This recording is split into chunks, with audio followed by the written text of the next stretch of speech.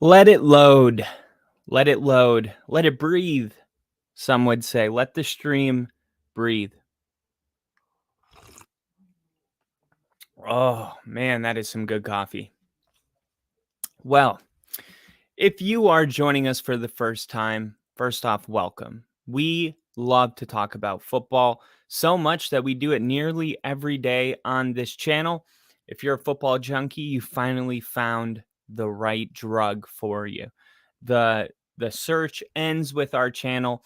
Not only are we going to be bringing a very unique season that involves traveling around from stadium to stadium, getting in person or how did the kids say it? IRL, in real life experiences brought to you live during game day. It's going to be, it's going to be a year that will be remembered forever, right? No matter how this does with the podcast, just the football fan in me couldn't be more excited about this. So, um, what an intro, right?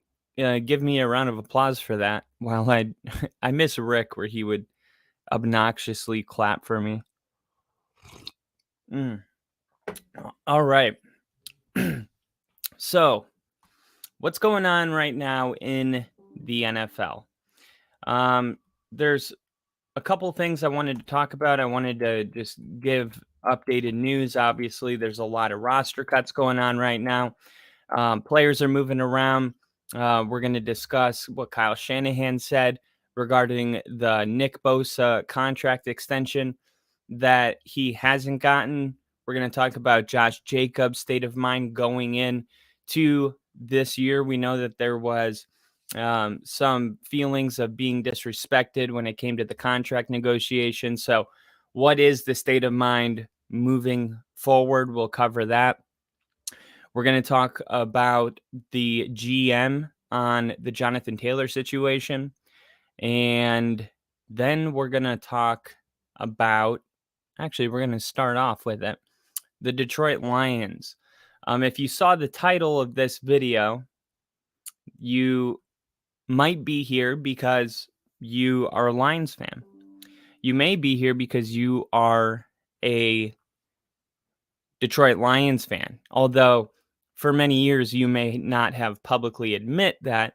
That may be why you thought that this would be an interesting video. So I don't want to clickbait you. I want to get right into what I titled this entire video. All right. And I'm going to make a nice little banner for it. I should have done it before we launch, but that's my B. Can the Lions beat the Chiefs? Now,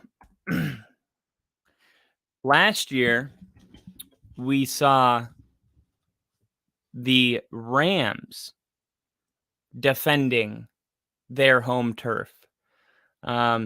Generally, whoever wins the Super Bowl opens up the next season at home. I think the last time the NFL opened up with a game that was not a Super Bowl, I believe, is Bears Packers, and it was the 2019 NFL season. And I believe that's because the Rams Patriots Super Bowl with Jared Goff was so boring that the NFL was like, let's not televise any more of these games than we have to. Bears Packers, it's a historic game. They went with that. But since then, it's been you open up if you win the Super Bowl, okay? So I want to try to go back as far as I can. Obviously, I set the floor in 2019, so 2020. It might be easier if I go back. So this year, we have the Chiefs. Last year, we have the Rams. The year before was the Bucks. Tom Brady won the Super Bowl. And then I believe the game was Tampa Bay, Dallas. Tampa Bay, Dallas. Okay. And then the year before that, that was the year Tom Brady ended the season throwing an interception to the Tennessee Titans. And I'm trying to remember who it was. I think it was Malcolm Butler, who, I don't know if that sounds right. He caught Tom Brady threw his last interception as a Patriot. His last throw ever as a Patriot was an interception. But anyway, so who opened up that year? So Tennessee would wind up winning that game. I think they played the Chiefs in the AFC championship, and then the Chiefs won, and was their first Super Bowl appearance, because now they've been 3 times. So Kansas City represented the AFC twice. So they would have opened up. So who did Kansas City play? I'm blanking on who they played before Tampa Bay. Who did they beat? San Francisco. So they would have opened up San Francisco. And then if you go one more year back, you get to the Patriots. So we can go all the way back. I don't remember who. I mean, Andy Reid's pretty good in September. I wouldn't bet against Andy Reid, but to be honest, this is a very interesting game. And that is kind of why I wanted to make an entire segment about it rather than just kind of brush over it, because there's going to be so much excitement week 1. There's so many people that are going to be so excited to see their team play that we can overlook certain games that may not seem, super exciting. For instance, Jacksonville, Tennessee, or Jacksonville, Indianapolis, in Indianapolis. I think that's a really good game. It's not going to be talked about a ton, but it's Anthony Richardson's first game. He's opening up at home. It's a divisional game. The Jags tend to struggle in Indianapolis. Indy is known to upset teams early in the season. I think they beat the Chiefs week 4 last year, early in the season, a game that they had no business winning. So let me see if I can pull up Andy Reid's. Let me give myself some elbow room here. Let me see if I can pull up Andy Reid September record with Chiefs. See if I can pull that up really quick. And here we go. Andy Reid's career record. No, Andy Reid's decade of dominance. 53-27. I feel like he's done more. I guess I could just look up the Chiefs 2022 schedule, and then we can go through September, and then I can just go back to 2021. But I really want to drive this point home. Okay. So last year, 2022, they opened up against Arizona week. Then they played the Los Angeles Chargers, and they won that game. That was Amazon's debut of Thursday Night Football. And then it was week 3, they lost to the Colts. So a rare L in the September month of September for the Chiefs. Now let's go to 2021 and take a look. Okay, so we got Cleveland is a win. Then they lost by 1 point to Baltimore, 36-35, and then they lost to the Chargers. So they started 1-3 in 2021. Okay? And that is important because let's take a look. 2020, they lost the Super Bowl. Okay? 2019, they won the Super Bowl. Okay? So the year they won the Super Bowl, they started 4-0. Okay, so they got to a hot start. And then the next year, a year they would end up losing the Super Bowl to Tampa. The Chiefs, wow, they also made it to what? 1, 2, 3, 4-0. Okay. So you see 4-0 Super Bowl, 4-0 Super Bowl. 2021 was kind of a glitch, right? They went 1-3. Let's see if we can go even further back. 2018, the Chiefs started 5-0. They didn't lose till week 6, and that was against the New England Patriots, 43-40. Mahomes threw for 358 yards. Whew. All right, 2017, they started 5-0. Okay, so you're seeing a trend here. So you got to go all the way back to 2016 to see them start 2-2, but they were still 7-2 by week 10. This is a team that really shows up and plays good football. From 2018, 2019, 2020, 2021, 2022, and then this year, the Chiefs in the Patrick Mahomes era have never lost their first game of the NFL season.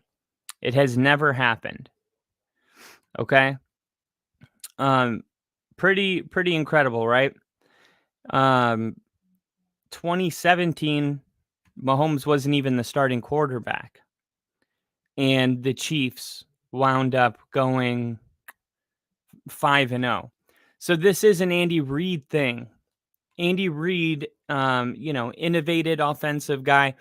He's designing new things, right? And then you got teams like the Patriots who generally start kind of slow, right? And they get better in November. When weather gets bad, when you got to play good defense and rely on a running game, that's when that team, starts really, the bread and butter start paying off. But if you're talking September, you're gonna look at the most innovative play callers, right? They're implementing new things no one's seen before. The Andy Reids, the Mike McDaniels, the Kyle Shanahans. A lot of times they will have really good September records. Kyle Shanahan actually started off the season slow last year, and they were a running football team that played defense. Even a team that's really good at it still tends to start slow in September. These electric teams like the Bengals, all it may take is a play action fake 50-yard bomb to Jamar Chase, right? That could happen in the second quarter, week 1. And it's like, oh, we caught fire, right? You can only, run the ball and play good defense, for it might take like 3 games before you really feel like, oh, we got something going here. So, and that's totally just my opinion. Obviously, that's not fact or anything. But when I look at the Chiefs, I'm inclined to say at home, week 1, never have lost in the Patrick Mahomes era in this game. And you want me to take the Detroit Lions, a team that arguably overperformed the expectations, a team that started off like 1-5, 1-6, and got hot late in the season. A team that hasn't had expectations as high as they are right now in the last 30 years, or maybe with Calvin Johnson and Matthew Stafford sprinkled in there. But things definitely feel different about Detroit, even with the Matthew Stafford era, because I don't remember the Matthew Stafford Detroit Lions opening up any NFL seasons. However, the The Lions are the NFL's darling right now. We can't get enough of them, and we we really we really want them as much as we can because they kind of remind us that you can just have character and grit and just love it, right? We all think of Detroit as a really kind of emotional team, right? They've been through some really, really hard seasons and they just started to turn a corner. And I think, there's a lot of people out there that don't deserve to be successful and they end up successful. That when you see high character people like the Lions start winning some games, even if you're not a fan of them, it just feels good to see, hard work pay off. And that is what I wanted to talk about. What makes the Detroit Lions, what makes them the team to beat, right? Not the Chiefs. What makes the Lions the team to beat? I'm going to give an argument on the Lions side, and then I'm going to, defend the Chiefs a little bit. And ultimately, I'll tell you what I would do as far as like take the points, the spread, whatever.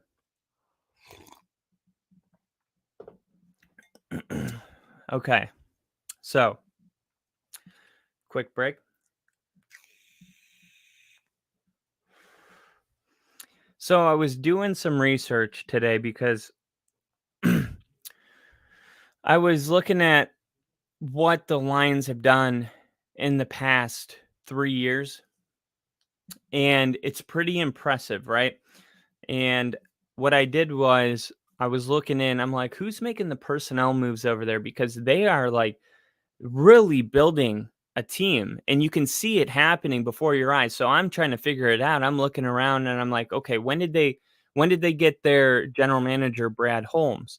And then I look into what he's done and then I wanted to see, okay, what's the dynamic? Does Dan Campbell decide personnel decisions or does a lot of that go to Brad Holmes?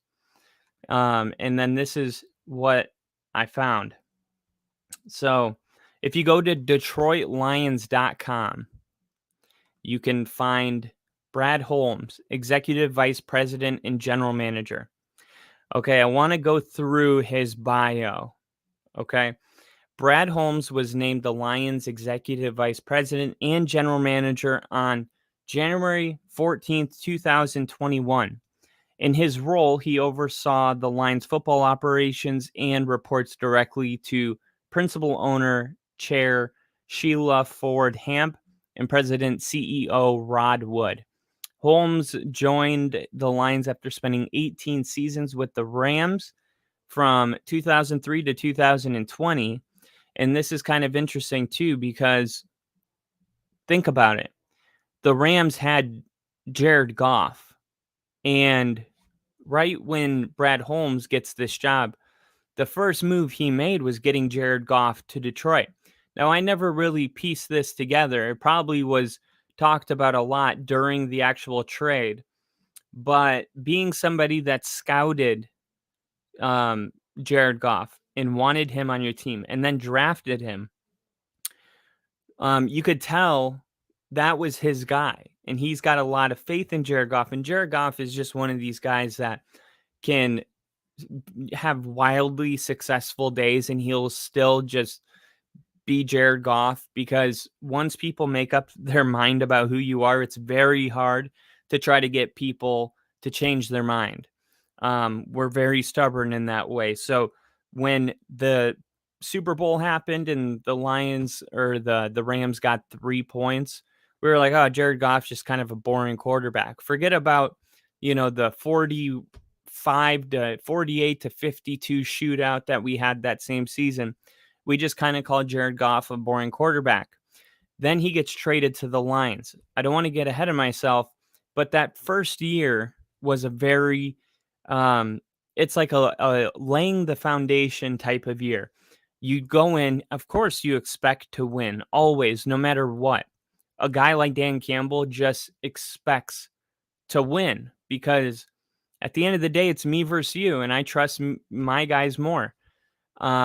And I love that about him, but the success didn't come right away. And it felt like the Lions were cursed from not being able to win a game, one thing after another, a last second field goal, a fourth down conversion and an onside kick and another touchdown.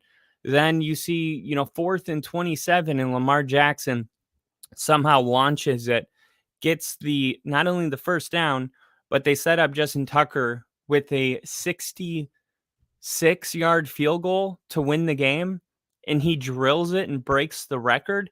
This Lions team felt like they could not just catch a break, okay?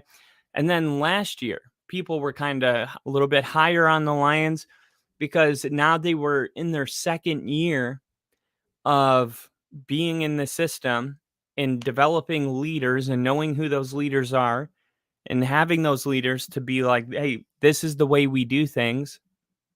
It still ended up not working right away in year two. But once the defense went from allowing the 31st most passing yards per game to 15th, they went like 7-2 in the last 9 weeks. So some people might just chalk it up as like, hey, they finished the year strong and they're going to be a strong team this year, but they're also going to be human. And then the other way to look at it is if we had a stock, right, that was trending the way this Lions team is right now, we would be buying a lot of it because it goes year one up, right? Then year two, a little dip in the beginning of the season, and then right at the halfway mark, it's up here. And it almost feels like this team just got caught up to everyone else that's been, in systems for a long time. The Andy Reid type teams, the Bill Belichick teams, the Sean McVay teams. It's like they just got their feet underneath them. They just got the people that they actually wanted. When you first get to a team, it might have a ton of players that you don't even like. I'm watching Sean Payton come into Denver and trade people that we drafted with a third pick 2 years ago. I traded him. I was going to waive him. I was going to release him for nothing. So at least I got something, and when you're the guy that watches these guys get picked, you believe in them and you want it to work out. And for the most part, if the front office that made that draft pick is around you or working with you, they're going to, give it 4 years, maybe 5, and pick up the player option because they want it to work because it's a reflection of them. But when you bring in strong personalities, they don't care whether you were drafted high, whether you're an unrestricted free agent. There's nobody's safe. And what the result of that is, when you really, truly don't give a crap about where people were drafted or how much money they make, when you truly look at it as just football, you end up with 4 unrestricted free agents on the active roster for Denver. Most unrestricted free agents to ever be on the active 52-man roster. And that's just building culture. That's building culture. There was a simple play where Albert O they were on the 2-yard line. They were trying to punch it in. Albert O's job was to set the edge, come up, set the edge. Okay. He ended up getting pushed from the tight end spot, on the right side of the field, all the way to the A gap on the other side. I mean, you can't fix stuff like that. Like you don't want it. You don't want it bad enough. You're not setting your block. I mean, when you're that bad, it doesn't really matter where you were drafted, does it? Right? So it does feel like a gamble because when you lose football games with players that were drafted high, at least you can always fall back on, hey, that guy just never developed, you know? I mean, the whole league agreed that he was, a fifth round talent. And, there was, 31 other teams in line to draft this guy. It's not like we made a mistake and no one else, would have made that mistake. But when you go out on a limb for an unrestricted free agent, you are putting yourself in a vulnerable situation. Okay. Gotta plug that in. So let's take a look at what Brad Holmes did as soon as he got to Detroit. Because looking back on it, the Brad Holmes and the Dan Campbell signing are a turning point for this entire franchise. Okay.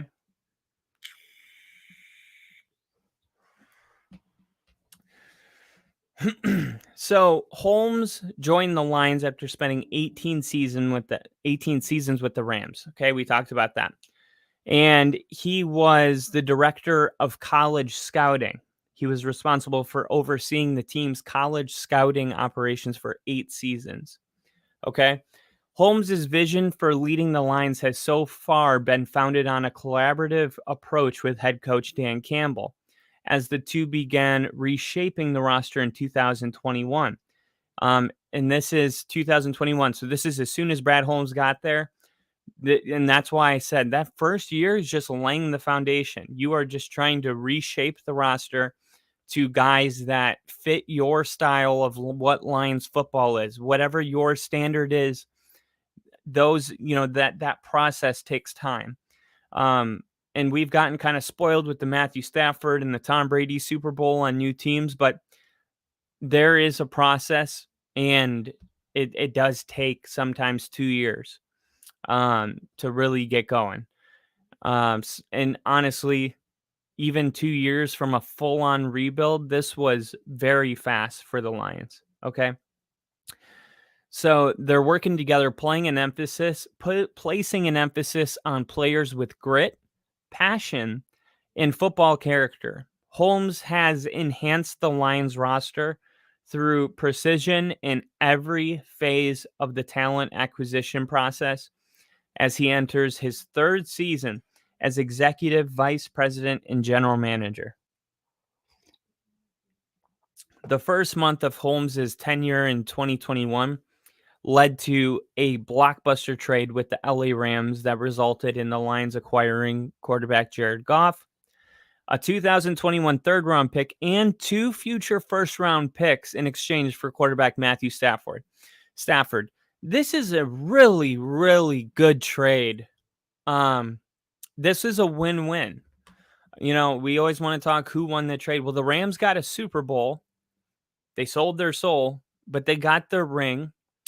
And over here, the Lions, they were setting up for a long-term, right? 2 first-round picks. Are you kidding me? The Seahawks have done the same thing. When you draft well, when you draft players that come in and make an immediate impact, like the Seahawks' last year's draft, and probably even more so this year's draft with Heather Witherspoon and JSN. When you nail your draft, man, you're setting your team up for the long haul, right?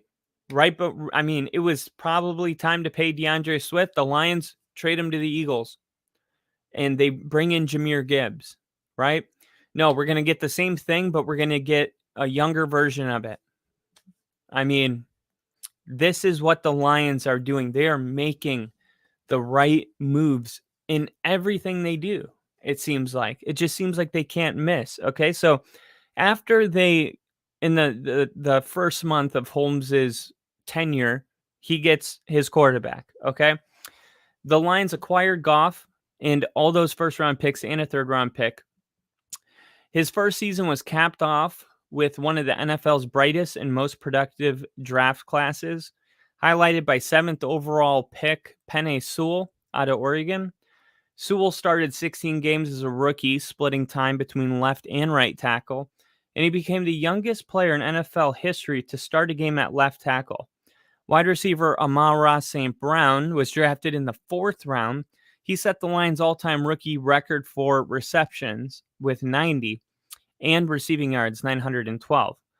While DL Aim, defensive lineman Alam McNeil, 3rd round, 72nd overall, emerged as a foundational piece on the defensive line.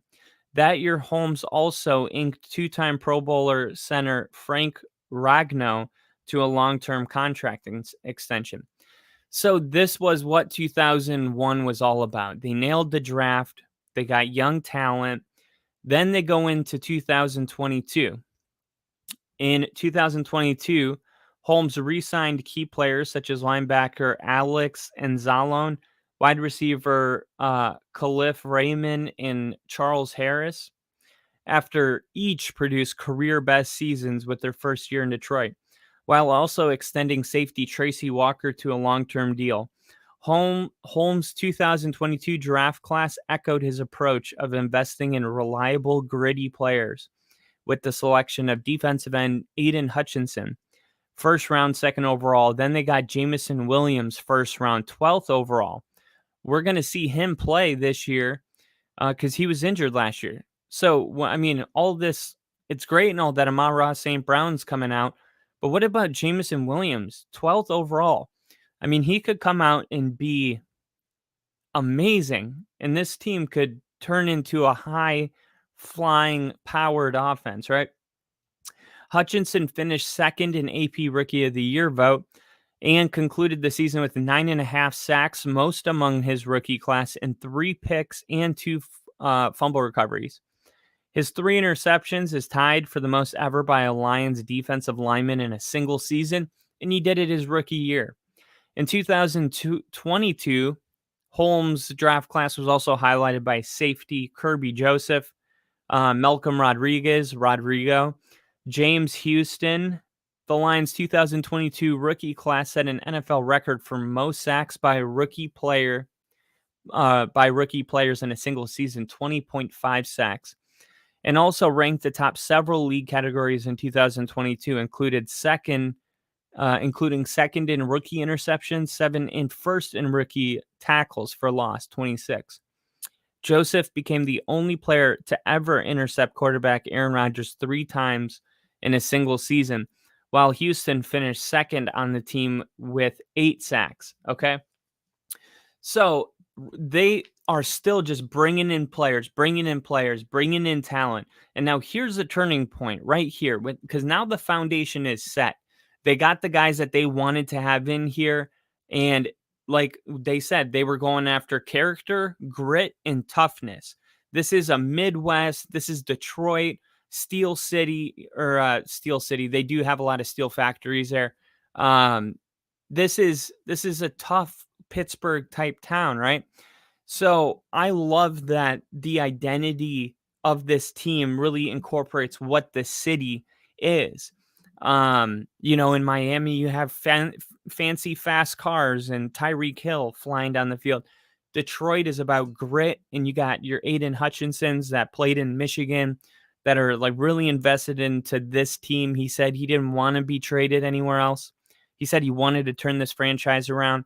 You brought in the right people that are goal-orientated, and now Holmes further would bolster the Lions roster with major free agent signings, okay?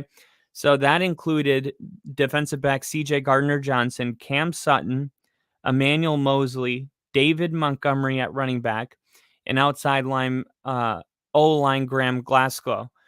He actually started his career in Detroit, came over to Denver for a little bit, and now he's back in Detroit. Holmes also brought back core players, defensive tackle Isaiah Buggs, John Kaminsky on multi-year extensions. The Lions' full 2023 draft class included Jahmyr Gibbs, Jack Campbell, Sam Laporta. A lot of people are high on Sam Laporta. Brian Branch, Hendon Hooker, Broderick Martin, Colby Sorsdal, and wide receiver Anton Green. Okay, so a pretty solid draft, right? Prior to the Lions, Holmes led the Rams college scouting department and helped the organization capture 2 NFC West titles, in a Super Bowl appearance, yada, yada, yada. So you look at this team, man, it looks like they have what it takes to potentially come out here week 1 and set the tone for the season. We got Steve in the chat. I smell the BS of the white man near our Buffalo. Kyle's got his Jim McMahon Halloween look going on for his buddy Rick. This was all improv. I actually I went to a fair and there was a guy out there selling stuff from Tijuana. I got this Broncos poncho right here on the couch, and he threw in this. You're supposed to put it on a cowboy hat, and I'm using it as a headband. But yeah, so week 1's going to be crazy. Okay, obviously, in Kansas City is a very tough place to play, but at the end of the day, I think the Detroit Lions are going to be ready for this game. Last year, winning that last game on the road in Lambeau on a game where the Packers would have gone into the playoffs if they won. To me, that showed that this team, it's like, it reminds me of the 2005 Pittsburgh Steelers. The 2005 Pittsburgh Steelers beat the Broncos in the AFC Championship with Jerome Bettis and Ben Roethlisberger. But Hines Ward, Troy Polamalu, who's the guy they had on the D line? James Harrison.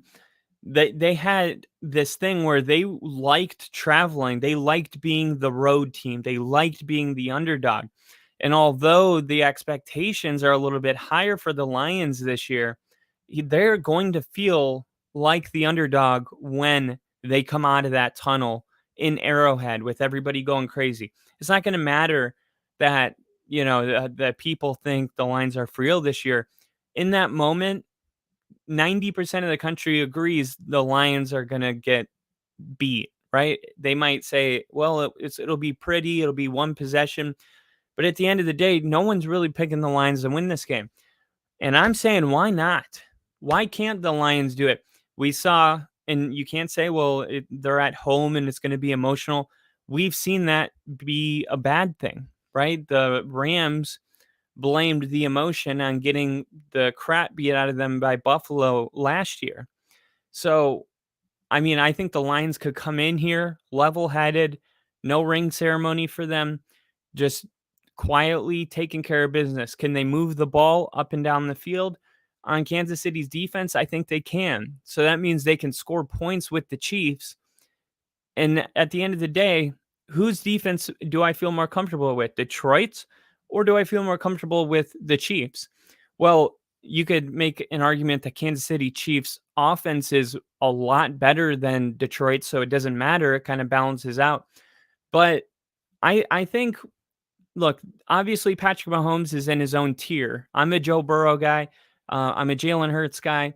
But we got to give credit where credit's due. He's doing things that no one else has done. Now, with that said, though, do I think that this team is somehow unbeatable? Absolutely not, man. The Super Bowl, I don't even understand. I watched that whole game and I don't understand how the Eagles gave that football game away. I don't know how the Jags in the AFC divisional round didn't, they had a chance at the end and they've already made so many mistakes at this point, dropping touchdown, wide open passes, fumbling the ball on the goal line. I mean, Kansas City just kind of had a lot of things going for him. And then the calls, we'll leave the calls out of it. There was one against the Bengals, right? And that one was a lot better than the one in the Super Bowl that ultimately led to the Chiefs being able to run the game clock out. So I don't look at this Chiefs team and say, no, they're an unbeatable team. There's no way that anybody can come in and beat them. I think that they can be beat. And right now on DraftKings, I believe it's +6. DraftKings NFL. Here we go. So the DraftKings have the Detroit Lions 6.5. Okay. So basically, they're saying Kansas City wins by basically a touchdown. So they would need to win by. I would take the points, man. I would take the points. Can the Detroit Lions make this game end on a field goal? I think it will, regardless. I think this game, whether it's the Chiefs or the Lions, I think this is a game where if anybody's going to win by more than 7, I think it would have to be like everything went wrong for the Chiefs and somehow the Lions won. If the Chiefs win, I expect it to be by 3, maybe 6. I'm not giving them the whole touchdown. I'm taking the Lions with the points. And if you guys are with me, feel free to let me know if I'm crazy or not in the chat. Steve said, well, technically it's a headband, right? Whether it's on your hat or your head. So I think you're good. Yeah, right? I'm versatile. I'm like a Swiss Army knife with this wardrobe. So I wanted to go through some of these others. So I got the Lions right here, plus 6.5. And then Houston Texans, Baltimore Ravens. I'm just going to give you some of my early ones. I'm not going to go through every game. But this one with the Ravens in Houston, Ravens, don't overthink it. I would just take the Ravens. The spread's at 9.5. I don't know if the Ravens win by 9.5. I'd probably be inclined to take Ravens plus 9.5 here. I think they win by 10, 13 points easily. Houston's in a full-on rebuild, and Baltimore just built what is supposed to be a super team. Lamar Jackson healthy. This game shouldn't be within 10, but it's DeMeco Ryans' first game as a Houston Texans head coach, which means it's going to be an emotional game. Their players are going to be playing their ass off. And when the spread's that high at 9.5, there's such little reward financially to go with the Ravens, right? And if you go with the Texans, you're just gambling. So what I do, I stay away from this game. Houston Texans, Baltimore Ravens. Sometimes when it looks too good to be true, it's not even worth playing it. You just get a feeling for certain games. Here's one: Tampa Bay Bucks at Minnesota Vikings. I'm going to go with the Vikings on this game. Expect them to have a pretty solid home opener. The Bengals and the Browns. They got Bengals winning by 2.5. The Bengals have started the season slow. But, Deshaun Watson, I don't know how fast he's going to start the season. Normally, quarterbacks, take a couple games to get into a rhythm.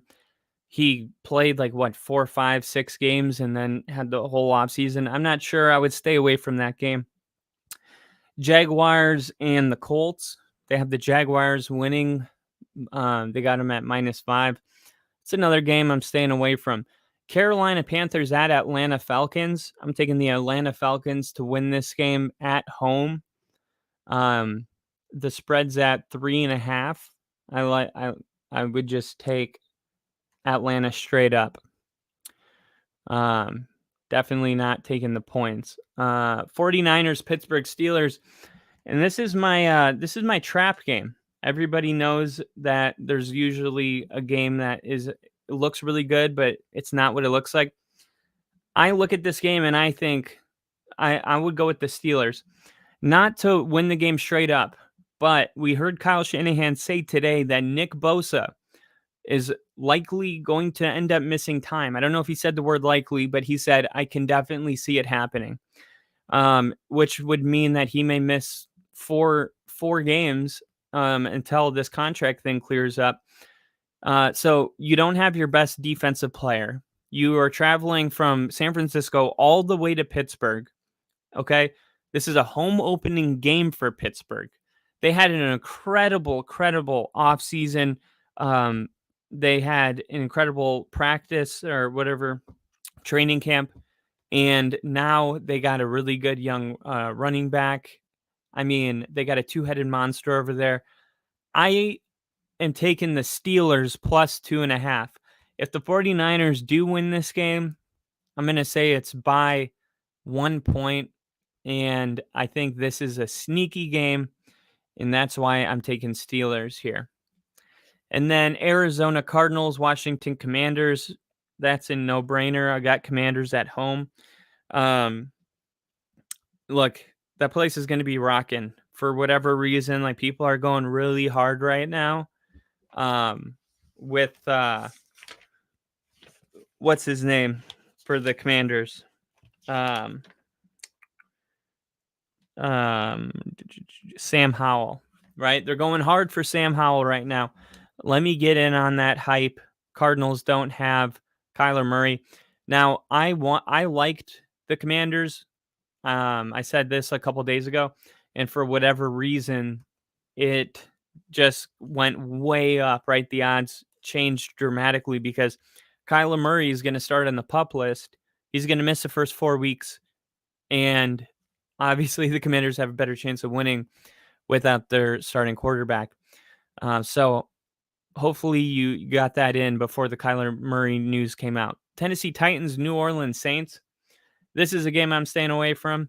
I don't like this one. Just don't know who any of these two teams are. Philadelphia at New England Patriots. It's another game. I mean, they're going to enshrine Tom Brady into the Ring of Fame. It's an emotional game. Philly on the road. Like, I like Philly to win this game, but to me, I'm staying away from it. LA Rams and the Seahawks. Don't care about that one. The Raiders and the Broncos. The Broncos are favored by 4 points at home right now. The over-under is 44.5, so you're looking at, a 24 to 21 would be the over. I do say I'm going to take the over. The over-unders are going to be pretty low because Denver was averaging like 16 effing points a game last year. The Bucs aren't going to reflect Sean Payton until the Broncos go out there and prove it. But Denver almost scored this many points in their last preseason game on their own. I do expect their offense to be able to score 24 points, especially in Sean Payton's first game. So I would take the over, and I would also take the Broncos straight up here. And then the Green Bay Packers, Chicago Bears, staying the hell away from that. Jordan Love, Justin Fields. Look, if I had to pick a winner, I would go with the Bears. I normally will go with the home team in a situation that's a toss-up, especially a week 1 home game. But to me, it's too risky. Miami Dolphins, LA Chargers. The Chargers are favored at home. I like the Miami Dolphins +3. I think the Dolphins are going to be really good. I think they're going to potentially be a top 5 offense and defense. Can't say the same about the Chargers. Kellen Moore's coming in. Is his system going to be perfect, right off the bat? So, yeah, I'm going Dolphins there. And they're favored to lose the game, and they're saying they're going to lose by at least 3. So you got the spread with 3 points and the Chargers favored to win. Then you got Cowboys, Giants. The Giants are 3-point underdogs at home. This could be a sneaky game too. This is a game I wouldn't go near. And then Buffalo and the New York Jets. I wouldn't go near that one either. So right off the bat, this is an 8-leg parlay. So we, just as a refresher, we have the Detroit Lions to lose by less than 7 or win the game. Minnesota Vikings to win the game by more than 6 against Tampa Bay at home. Atlanta to beat Carolina straight up. The Pittsburgh Steelers to keep it close with the 49ers. The Commanders straight up. The Broncos game going over 44.5 points with Denver winning the game straight up, and then the Dolphins winning straight up. and that's an 8-leg parlay with the odds being plus 7,668, which means $10 wins you 776 smackaroonies. You could even see what 20 gets you there, $1,553. Look, you got a better chance of this hitting than any lottery ticket. And I'll put my stamp of approval on that. Steve in the chat said, yeah, Houston isn't ready to compete just yet. There'll be a few more weeks. And then also saying, I'll go with you on the Lions pulling it off. And I mean, I know that it sounds crazy, especially because the Lions, right, for my whole lifetime, they have had a stigma that it's not a stigma, they effing suck, man. They went 0-16. I mean, this team was always the laughing stock, not just the NFL, but the NFC North in general. So I do think that there's going to be subconscious biases that are going to take time to break those thinking patterns until we see the Lions play a close game against the Kansas City Chiefs. We need to see that in real life. But I have no reason to believe that this team is going to fall back. The only thing that I am concerned about a little bit is this team's never played with real expectations. How are they going to respond to real pressure? And you really just don't know until the game comes on. But I'll tell you this. Teams that really pick their players based on character, toughness, and grit are normally pretty focused. Like if I know Dan Campbell, and I don't, but with Hard Knocks, you feel like you do a little bit. He's not going to let his team go mentally, to a place that they're not at. They are going to have a week-to-week approach because that's kind of the Lions style. Do the Lions win this division just outright? Is the Lions potentially an 11-12 win team? Yeah, I think that they could pull it off, win 11-12 games this year. Some people are going as far to say that the Lions could be this year's version of the Philadelphia Eagles. Now, I don't know about all that because the Eagles have a guy named Jalen Hurts, but I think that could they come out week 1 and smack Kansas City in the mouth on the road and basically, mark their territory, piss on all the kids' toys, as they said on Hard Knocks with the Jets? That was a weird part of the episode, but metaphorically, they could come out and piss all over the place and be like, we're Detroit Lions. We're here now. Okay. And I think most of America, and this is just how it works when you're successful for a long time, people start to kind of resent teams that have long-term success. Think of, the Patriots cheated, so we didn't like them for that. And that does count for something. But a lot of people just didn't like, it's boring, Tom Brady there every year. I guarantee you, if there was a poll on who America wants to see win that game, the Detroit Lions are going to win the poll. I mean, there's a lot of Mahomes fans, don't get me wrong, but this is kind of a story. It feels like we're watching a Disney football movie, and if they win this week 1 game, I mean, the movie's really just starting right now, but this would be some kind of Cinderella story to see the Lions host a Lombardi, something I never even thought I would see in my lifetime, because my whole life, the Lions were trash. So I do think there's going to be surprise teams out there, for obvious reasons. I believe Denver will be a surprise team. I'm not saying that they're going to make the playoffs, but I do see 9 to 10 wins for that team. And right now, that is another team that people are like, yeah, we've already done the hype thing. But look, Sean's got to do what Dan Campbell and Brad Holmes did 2 years ago this year. And it could look messy. Denver could end up winning 5-7 games, and they, are cutting half of the 52-man roster next year. We're just going to have to, ride it out. But Sean Payton doesn't normally fail. He gets ready on the way.